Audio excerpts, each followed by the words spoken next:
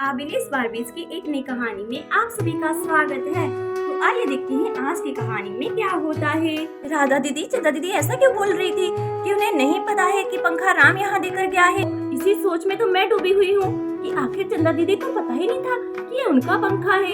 और बाद में चंदा दीदी बोलने लगी कि उनका दिमाग काम नहीं करता है। ऐसा क्यों बोल कर गई दीदी? हाँ दीदी, सोचने वाली तो बात ही है।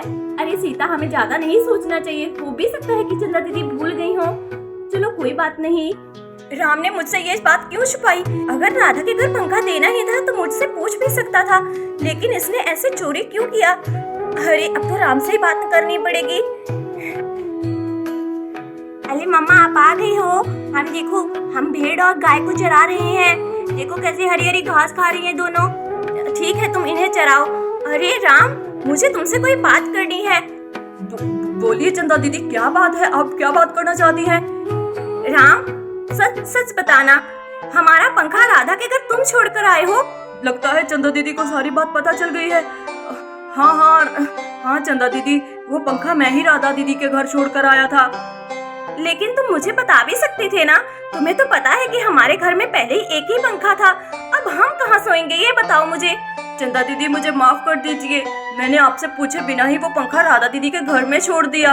वो क्या है कि राधा दीदी बोल रही थी कि उनकी बहन आई है ना, तो वो उसे गर्मी में सोने की आदत नहीं है, तो मुझे उस पर तरस आ गया, इसीलिए मैंने वो पंखा राधा दीदी के घर में छोड़ दिया।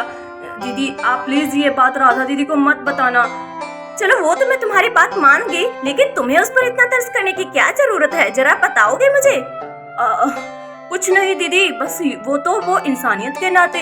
अरे दीदी, हम लोग गांव में रहने वाले हैं ना, हमें तो गर्मी में सोने की आदत होती ही है। अरे वो लड़की शहर से आई है तो यहाँ उसे तकलीफ ना हो, इसीलिए। मुझे तो कुछ और ही बात लग रही है। देखो राम, सीधी सीधी बात बताओ कि वो पंखा तुम राधा के घर क्यों छोड़कर आए? चंदा दीदी, ऐसा कुछ भी नहीं है, बस मैंने इंसानियत के नाते वो पंखा राधा दीदी के घर में छोड़ा। अरे कोई हमारे घर में भी मेहमान आता तो मैं उसके लिए भी पंखे का इंतजाम जरूर करता। ठीक है, मत बताओ। मेरा नाम भी चंदा नहीं अगर मैंने इस बात का पता नहीं लगाया कि तुमने उनके घर पंखा क्यों दिया। अरे चंदा दीदी, मैं बोल रहा हूँ ना, आप बेवजह मेरे पर शक कर रही हैं। हाँ, मैं शक कर रही हूँ। कोई बात नहीं, मैं भी तुम्हारी ही बहन हूँ। अरे चलो यहाँ पेड़ के नीचे थोड़ी देर ठंडी ठंडी हवा लेती हूँ। मुझे लग रहा है आज बारिश होगी, कितने गहरे बादल बने हुए हैं। चलो थोड़ी देर यहीं पेड़ के नीचे बैठ जाती हूँ, इसकी हवा ठंडी ठंडी आ रही है।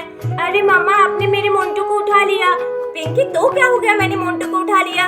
अरे कोई बात नहीं, वो मेरी गोदी में बैठा हुआ है। अरे मम्मा, मुझे भी यहीं पेड़ के नीचे बैठना है। अरे मामा, आप सच कह रही हैं? आज तो देखो बारिश होगी, कितना अच्छा मौसम हो रहा है गांव का। अरे हाँ पिंकी, चलो तुम भी अभी यहीं पर बैठ जाओ, ठीक है ना? थोड़ी देर। चंदा और पिंकी पेड़ के नीचे बैठ जाते हैं और यहाँ पर एक गाय और भेड़ चरने लगती हैं। चंदा दीदी, अरे वाह, आप तो पेड़ के नीचे बैठे हुए हैं। हाँ राधा, मैं तो पेड़ के नीचे बैठी हूँ। देखो ठंडी ठंडी हवा आ रही है, आज मौसम बहुत ही अच्छा हो रखा है, देखो तो। अरे हाँ दीदी, अरे ये घर अभी नए बने हैं क्या? हाँ राधा, मुझे लगता है कोई नए पड़ोसी ही आए हमारे। अरे अच्छा है, कोई पड़ोसी तो आने ही चाहिए थे। आओ राधा, बैठो। कैसे आना हुआ? चंदा दीदी, एक बात तो बताइए। हाँ राधा, पूछो क्या बात है? चंदा दीदी, सच में वो पंखा आपने नहीं भिजवाया था?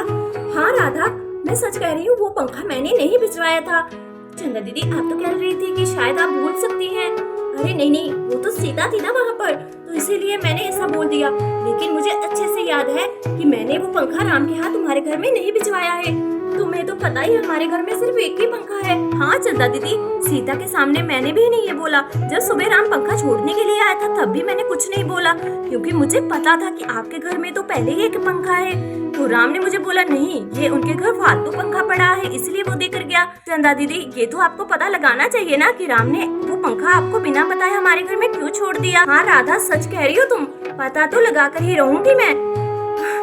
चंदा दीदी, मुझे तो लगता है कि राम कहीं सीता को पसंद तो नहीं करने लग गया है।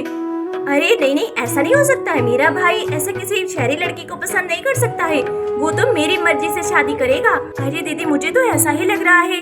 राधा, तुम क्या क्या सोचती रहती हो? अरे नहीं राधा, ऐसी कोई भी बात नहीं है। राम तुम्हारी बहन को पसंद नहीं करेगा क्योंकि वो शहर से आई है।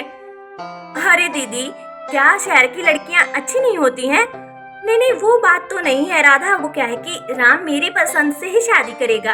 राम ने मुझे बहुत पहले बोला था कि दीदी, आप जैसी लड़की मुझे ढूंढ कर देंगी मैं उसी से शादी करूंगा। अरे दीदी, मेरी बहन में कोई बुराई तो नहीं है।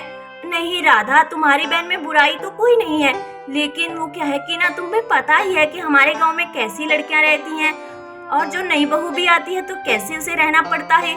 हाँ दीदी, वो तो सब बातें मुझे पता है। आप राम से एक बार बात कर लीजिए। हाँ हाँ, वो तो मैं पता लगा कर ही रहूंगी। वैसे दीदी, यहाँ पर बहुत ठंडी ठंडी हवा आ रही है ना? हाँ हाँ राधा, यहाँ पर बैठने का तो मजा ही कुछ अलग है। ठीक है दीदी, मैं चलती हूँ। वो क्या है कि सीता और सोनम अकेले घर पर हैं। अरे क्या है कि भीड़ और गाय है ना मेरी, उसे चराने बैठी हुई हूँ यहाँ पर। अच्छा अच्छा ठीक है दीदी, आप चराइए, मैं जाती हूँ। जैसा मैं सोच रही हूँ, क्या वही बात है? राम मेरी बहन के बारे में क्या ऐसा सोचता होगा? इतना सोचकर राधा अपने घर की तरफ जाने लगती है। तो दोस्तों, आपको हमारी कहानी कैसी लगी? वीडियो को लाइक कर दीजिए, चैनल को सब्सक्राइब कर दीजिए। मिलते हैं नेक्स्ट वीडियो में।